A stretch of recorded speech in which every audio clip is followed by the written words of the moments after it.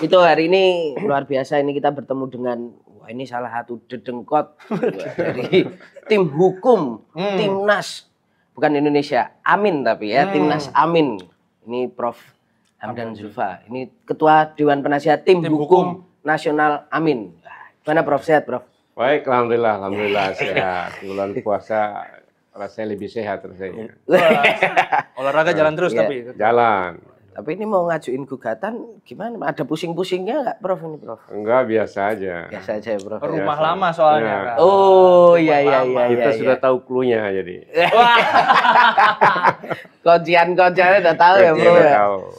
Oke, Prof, jadi kita mau tanya kemarin, mungkin bisa dijelasin nggak sih Prof, kemarin itu gugatannya apa aja, karena sempat trending rame diperbincangkan ketika meminta THN ini meminta pemilu ulang dengan Gibran diskualifikasi. Apakah mungkin itu Prof? Ya, mungkin saja karena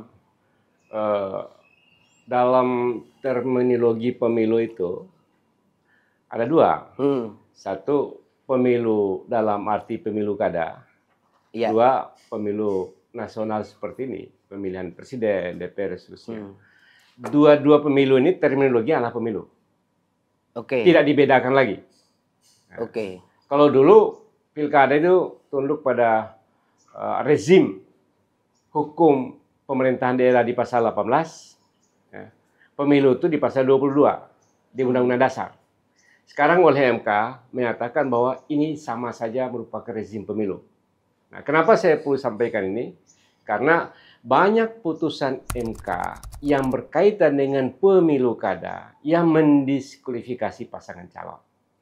Jadi kita merujuk pada putusan-putusan MK yang ada, bahwa banyak putusan MK yang mendiskualifikasi pasangan calon kepala daerah, wakil kepala daerah atau dua-duanya. Tapi itu di pilkada Prof, yang ya maksudnya secara ini memang diatur jadi satu ya Prof sekarang. Satu. Tapi kalau kita lihat secara track record kan di pilkada tuh MK cukup sering tuh mendiskualifikasi. Tapi di pilpres misalnya, apakah TSM itu kan nggak pernah terjadi Prof? Kalau mendiskualifikasi itu tidak banyak TSM. Tapi pelanggaran yang sifatnya kualitatif. Ada pelanggaran TSM itu kan kuantitatif. Kuantitatif dengan hitung jumlah pelanggaran besar. Tapi bisa juga pasangan calon itu didiskualifikasi karena hanya satu pelanggaran. Tidak TSM itu. Ya. Persyaratan misalnya. Persyaratan misalnya. Prosedur misalnya. Kalau pelanggaran prosedur, pelanggaran persyaratan didukung oleh pelanggaran-pelanggaran masif, ya, maka itu bisa diskualifikasi. Jadi nggak perlu sampai membuktikan TSM-nya semua, ya nggak perlu. Nggak harus. Untuk mendiskualifikasi. Nggak selalu begitu. Nggak selalu begitu. Saya ambil contoh. Misalnya diskualifikasi pasangan Celpati di Yolimo, Papua. Hanya satu pelanggaran aja, bukan TSM. Didiskualifikasi dia. Ada juga kemarin di NTT itu Saburai Jua. Saburai Jua itu sudah disahkan ketika mau dilantik. Ketika mau dilantik nih, ternyata ditemukan ada masalah dalam pendaftarannya. Ya. Akhirnya diajukan ke MK, padahal sudah lewat waktu nih, lewat waktu 3 hari nih. Dibuka juga oleh MK. Didiskualifikasi. Semua prosedur normal sudah tertutup.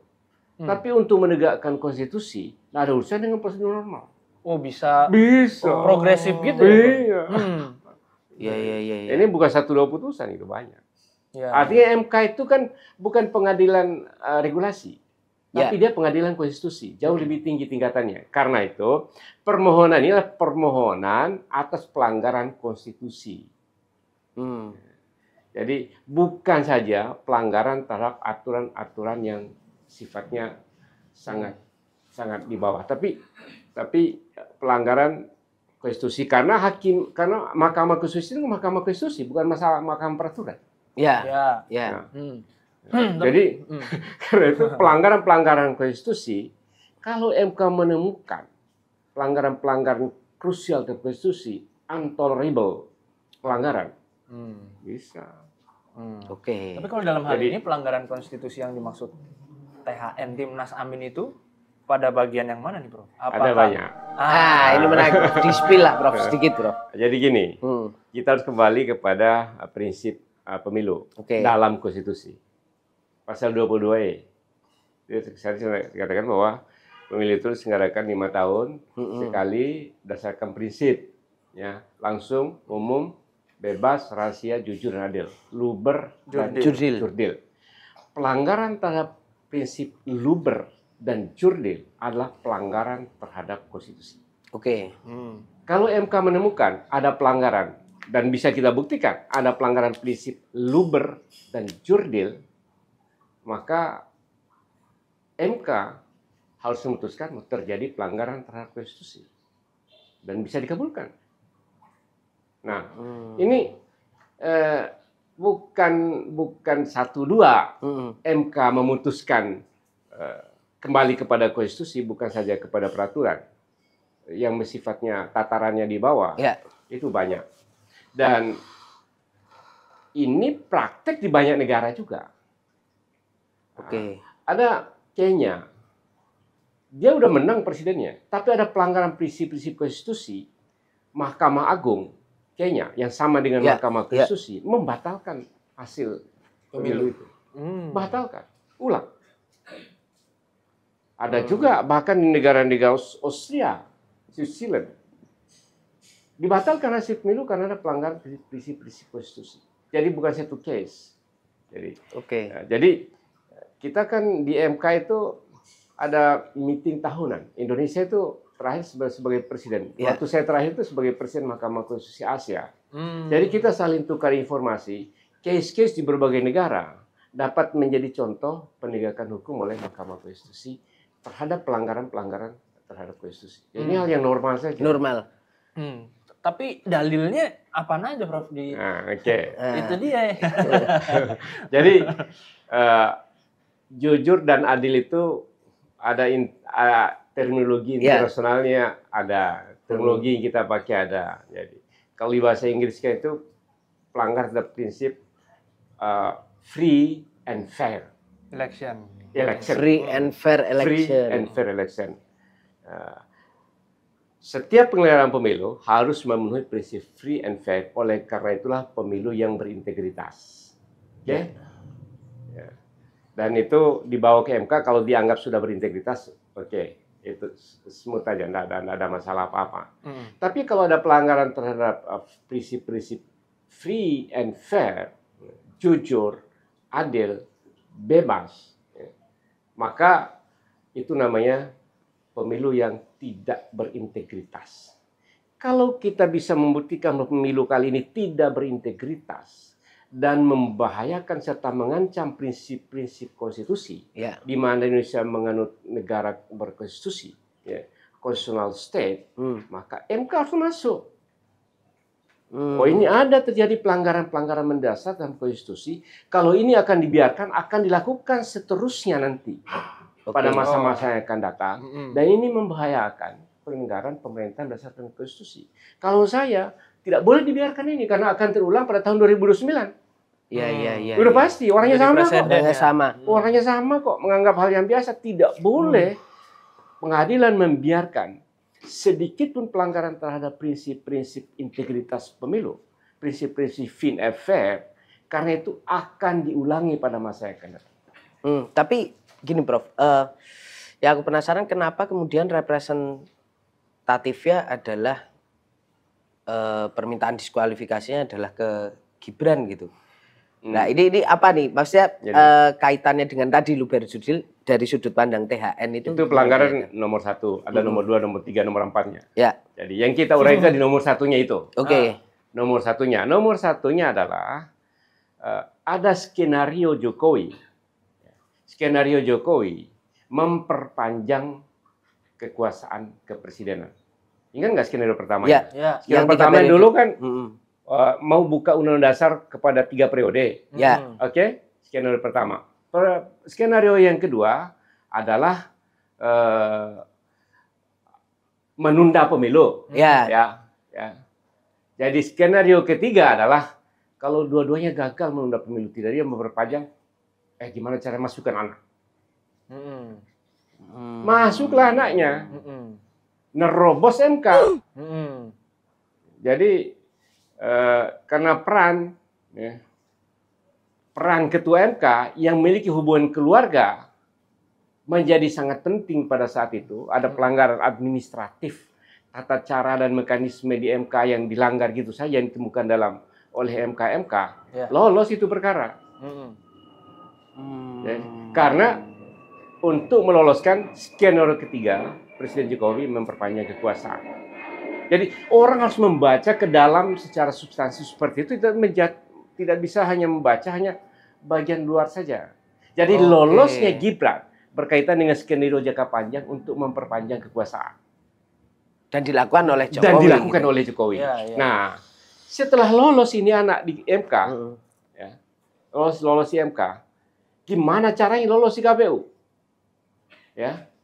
KPU, ini kan katakanlah kita terima putusan MK sebagai apa adanya. Walaupun saya orang hukum menyatakan bahwa itu pukulan cacat material.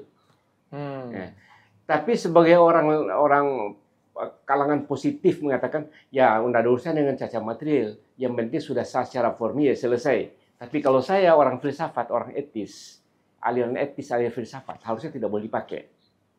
Tapi orang positif mengatakan, yang penting itu putusannya. Oke, kita terima itu. Kita terima itu.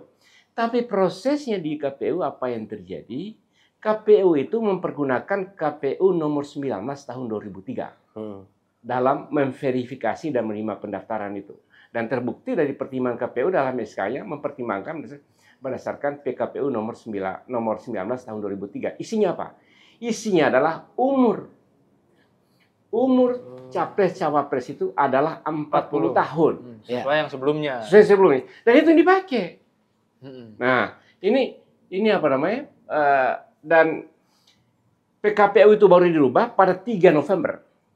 Tapi verifikasi itu 25 Oktober. Sudah selesai urusannya semua dan sudah diterima pendaftarannya. Baru diverifikasi.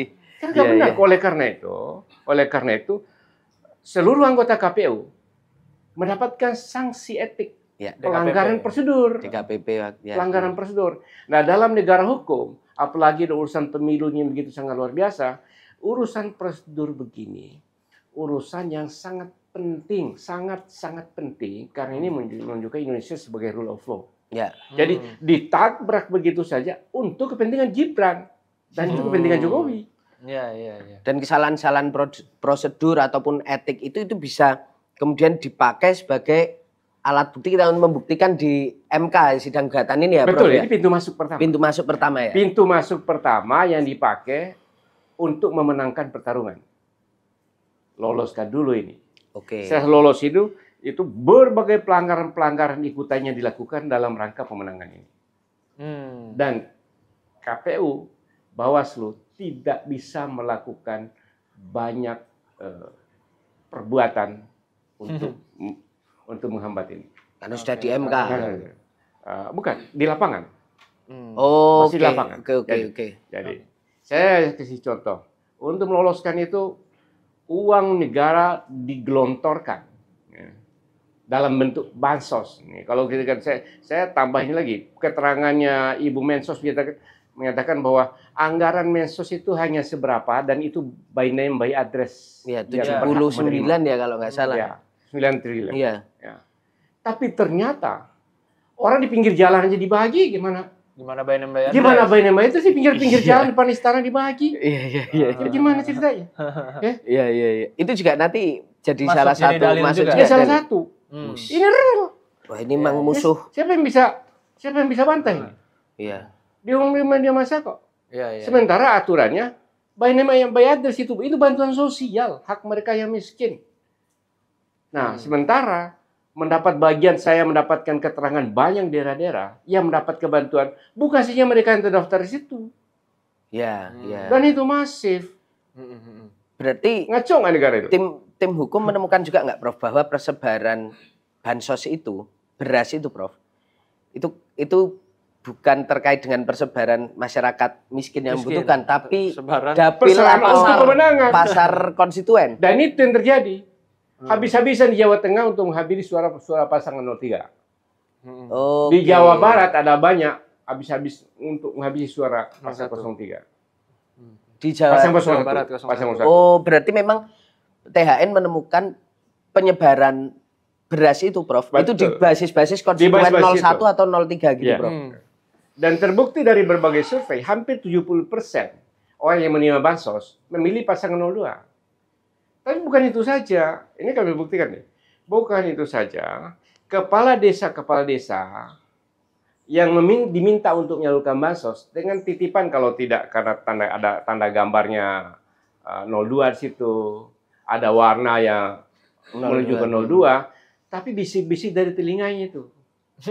Itu yang kode-kode dari telinganya itu kepada warga. Kalau nggak terpilih nomor 2, nggak lanjut loh ini. Bagian beras nggak lanjut loh ini. Berhenti loh oleh 01. Kan rusak ini negara kalau begini. Itu pelanggaran sangat nyata. Free and fair. Itu political buying bagi negara. Political buying dengan menyalahgunakan kebijakan negara. Itu istilahnya political buying dengan menyalahgunakan kebijakan negara. Nah, ini terjadi. Prof, tapi political buying ini bukan masalah kecil. Iya, tapi masalahnya sejauh ini kan MK hanya punya waktu 14 hari kerja buat itu, ya kan, bagi 2 pula sama nanti Mas Ganjar, Pak Mahfud kan. Pembuktiannya ini pembuktiannya gimana, Prof? Yang penting kami bisa memberikan keyakinan ada nggak political buying itu. Masalahnya seberapa luas? Masa orang kita saksinya 10.000 Arjun kan nggak mungkin. Saksi hanya dibatasi 15 orang. 2 orang ahli oleh MK. Karena itu butuhkan pandangan hakim MK yang tidak hanya melihat pada apa yang disajikan di situ, tapi MK harus mempergunakan mata hatinya. Mata hati sebagai seorang hakim yang menjaga konstitusi yang dalam sumpahnya akan melaksanakan dengan adil, sejujurnya berdasarkan undang-undang peraturan yang berdasarkan konstitusi. Tapi masih yakin nggak, Prof, itu MK mata hatinya cukup nggak katarak dikit gitu misalnya. MK yang satu kan sudah nggak boleh. Si Paman udah nggak ada, masih ada keyakinan. DKPP nggak bisa. Menurut MK. Saya yakin lah. Jadi MK itu, orang hakim MK itu harus menjaga konstitusi. Dan kalau ini dibiarkan maka pembiaran ini akan menjadi presiden bahwa ini benar. Ya benar. Dan ini kalau sudah benar, maka akan dilakukan lagi pada masa akan datang. Artinya misalnya pertimbangan etik, cacat etik tuh udah ditabrak terus aja gitu ya, Prof, ya kayaknya ya. Kemarin juga bisa kok. Iya, kemarin aja bisa itu gitu. Betul. Akan begitu. Jadi MK harus masuk dengan mata hatinya bahwa mereka adalah pengawal konstitusi. Tidak ada lagi tempat negara. Saya juga negara, saya kan rakyat. Rakyat itu bagian dari negara kan. Paslon juga negara. Karena diberikan atribusi oleh negara untuk menjadi bertarung dalam pemilihan presiden. Yang diberikan atribusi oleh negara, dia juga negara. Jadi kalau dibiarkan begitu saja, negara mau dibawa kemana? Karena kita sudah berkomitmen bahwa seluruh penyelenggaraan kedaulatan dan penyelenggaraan pemerintahan ini harus berdasarkan konstitusi, pasal 1 ayat 2 Undang-Undang Dasar 45. Kalau terjadi pelanggaran prinsip-prinsip ini, baik dalam pemilu maupun dalam hal apapun, maka MK tidak boleh tinggal diam. Dia harus masuk. Prof, tapi aku mau tanya lagi soal pembuktian. Jadi walaupun memang ujungnya adalah keyakinan hakim, tapi kan harus ada upaya yang meyakinkan nih dari penggugat gitu, dari pemohon. Dalam hal ini Timnas Amin. Nah, untuk membuktikan TSM ini kan terstruktur sistematis, masif. Yang tidak berkaitan dengan angka ini kan terstruktur. Nah, ini apakah akan menghadirkan pejabat juga di dalam sidang pembuktian, karena yang tahu soal struktur ini kan idealnya jadi orang gini, struktur. Saya mau mendefinisikan dulu terstruktur dan masif ini karena ada salah persepsi. Menurut Undang-Undang Pemilu, terstruktur itulah pelanggaran yang dilakukan, rangkaian pelanggaran dilakukan oleh institusi penyelenggara dari atas sampai ke bawah. Ya, sampai ke bawah terstruktur sistematis. Masif, ya. Adalah pelanggaran yang dilakukan money politik di berbagai daerah lebih dari 50 dapil. Gugatan kita tidak berkaitan dengan itu. Karena itu tidak berkaitan dengan itu. Jadi tidak berkaitan dengan terstruktur TSM, terstruktur sistematis dan masif menurut Undang-Undang Pemilu, karena tidak akan masuk. Tidak akan masuk. Itu wilayahnya Bawaslu. Artinya TSM yang diajukan seperti apa? Bukan TSM. Bukan itu pelanggaran konstitusi. Makanya yang dikejar tadi ya soal itu diskualifikasi pelanggaran konstitusi. Termasuk soal bansos, intimidasi juga bukan dalam rangka TSM. Bukan. Tapi kita bisa buktikan bahwa itu masif seluruh Indonesia. Tapi bukan TSM dalam definisi Undang-Undang Pemilu. Tapi itu pelanggaran konstitusi. Ngejarnya di situ pelanggaran konstitusi itu. Oke. Nah, terus sebenarnya yang diharapkan Prof, sekalian ini kita kuliah hukum juga ini. Iya. Kalau misalnya katakanlah Prof, Gibran didiskualifikasi, itu nanti akhirnya pemilihan suara ulang atau langsung yang dikejar ya berarti kubu dengan suara terbanyak. Jadi, di atas 0 ya di atas yang ditetapkan. Saya ditetapkan ini kan pelanggaran konstitusi ya, perolehan suara berikutnya yang naik atau gimana, Prof? Jadi di dalam permohonan itu petitum istilahnya. Di petitum itu ada dua. Yang pertama diskualifikasi pasangan calon nomor urut 2. Oke. Satu. Ya. Kemudian meminta PSU tanpa pasangan calon nomor urut 2. Jadi ulang lagi pemilunya. Tapi yang diikuti oleh nomor 1 dan nomor 3. Berarti itu satu. Permintaan alternatif yang kedua, setidak-tidaknya itu boleh ya. Terserah nanti hakim MK-nya memutuskan mana yang paling bisa gitu, yang paling mungkin paling kalau digabulkan mana yang paling memenuhi unsur pembuktian.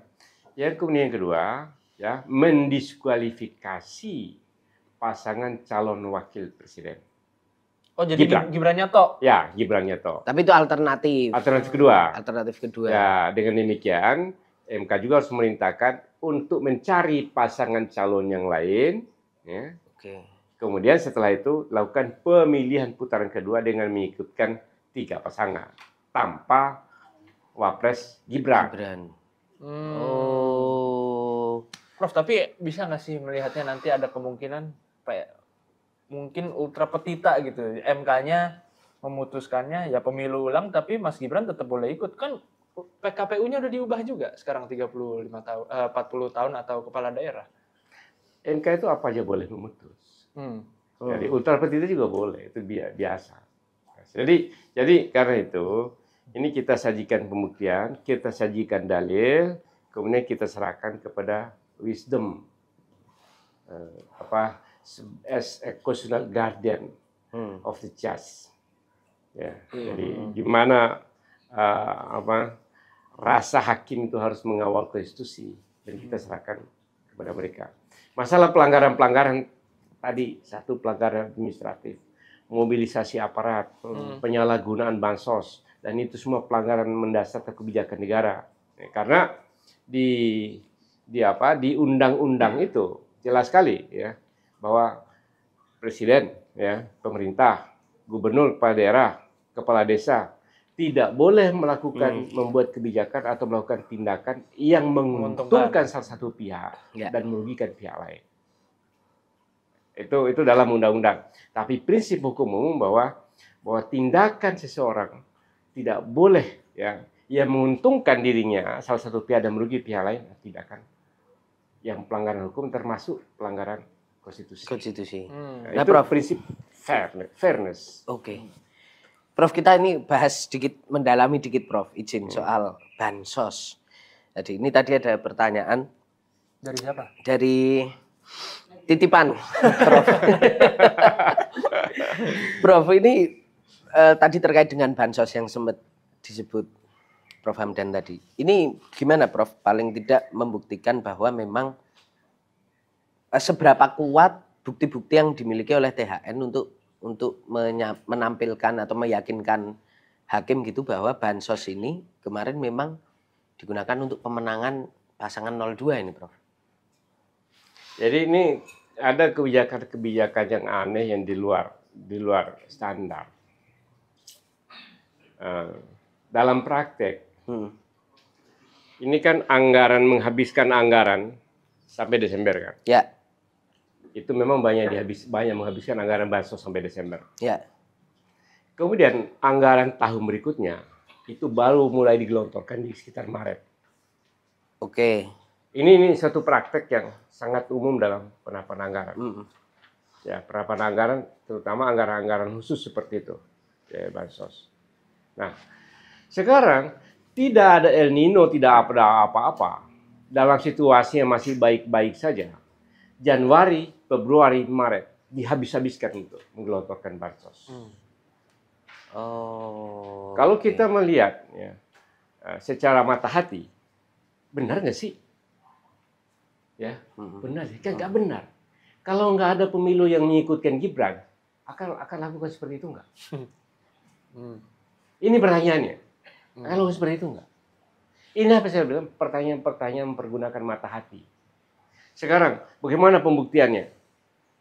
Berbagai pemberitaan yang telah terkonfirmasi jelas dan tidak dibantah. Kemudian untuk memperkuat kita sampaikan juga. Secara uji petik. Karena tidak mungkin hanya 15 orang. Saksi yang uji dibatasi petik saja. MK itu ya? Tidak mungkin. Kita dibatasi 15 orang. 15 orang. Kalau zaman saya saya mungkinkan sampai 60-70 orang. Masih. Sidang sampai tengah malam. Masih kita kasih kesempatan yang banyak. Banyak, misalnya 50 orang. Ya, yang penting cepat. Karena kita tidak perlu gali secara mendalam. Yang penting cepat. Kita mendapatkan bayangan secara umum. Udah, ini bisa. Ya, sekarang hanya 15 orang. Nggak boleh lebih. Jadi, karena itu uji petik, pembuktian dokumen, berbagai pemberitaan yang dalam hukum istilahnya notor fate yang tidak perlu lagi dibuktikan. Oke. Tidak perlu dibuktikan, itu notor fate. Misalnya Monas ada di mana? Jakarta. Gimana membuktikannya? Orang yang anak kecil tahu, kira-kira gitu lah. Iya. Aduh, ya juga tuh. Baru pernah kepikir bisa nanya kayak gitu ya. Iya. Oke. Jadi kira-kira gitulah. Kira-kira gitu ya, Ya, kira-kira gitu lah. Itu notor fate. Ya. Prof, tapi kalau kita kembali lagi soal permintaan diskualifikasi tadi, salah satu dalilnya pelanggaran prosedur, termasuk upaya meloloskan Gibran di tahap awal yaitu di MK. Sementara ini kan gugatan sengketa juga ke MK. Akan gimana ya, Prof ya? Apakah bisa kita membayangkan MK dalam tanda petik menjilat ludah sendiri gitu? Nah, Anda harus ingat pasal putus 141. Ya. 141 substansinya menyatakan bahwa masalah umur itu merupakan open legal policy. Perusahaan DPR. Coba baca putusan 141. Putusan 90-nya itu, tapi 141-nya adalah open legal policy diserahkan kepada DPR. Jadi ada kontradiksi antara putusan 90 yang ada. Itu dan 141 yang berikutnya. Itu coba yang baca. Ya. Nah, harusnya kalaupun di bawah PKPU itu dikonsultasikan kepada DPR dulu, tidak akan lolos ini anak. Ya. Kan harusnya tanya dulu DPR. Ini kami mau mengubah ini. Konsultasi dulu ke DPR aturannya. Ya. Tapi kalau langsung terobos begitu saja. Ya. Dan putus 141 mengamanatkan bahwa itu adalah open legal policy. Ada itu. Ini saya bisa baca, saya kemarin juga sebagai dalil. Oh, siap. Oh, iya. Ada. Prof, tapi gimana dengan mungkin argumentasi dari ketua KPU gitu bahwa ya kita tidak punya pilihan untuk berkonsultasi dulu PKPU. Ya. Pertama karena DPR reses, yang kedua lah ini putusan MK final and binding nih, final dan mengikat, maka peraturan di bawahnya otomatis akan menginduk ke putusan MK itu. Itu mau yang ketua KPU karena anak presiden. Kalau bukan anak presiden nggak begitu. Karena dia daftarnya mepet juga kan waktu hari terakhir. Hari terakhir. Nggak bisa. Karena menurut hukumnya, saya ingat sekali Pak Yusril ini bilang begini, tidak mungkin Gibran ini setelah putusan MK ini, tidak mungkin Gibran ini bisa dicalonkan karena PKPU-nya menyatakan umur 40 tahun. Ya, untuk mengubah PKPU harus konsultasi dengan DPR. Pak Yusril bilang sekarang DPR sedang reses, masa reses baru masuk setelah pendaftaran selesai, jadi nggak mungkin. Pak Yusril bilang begitu.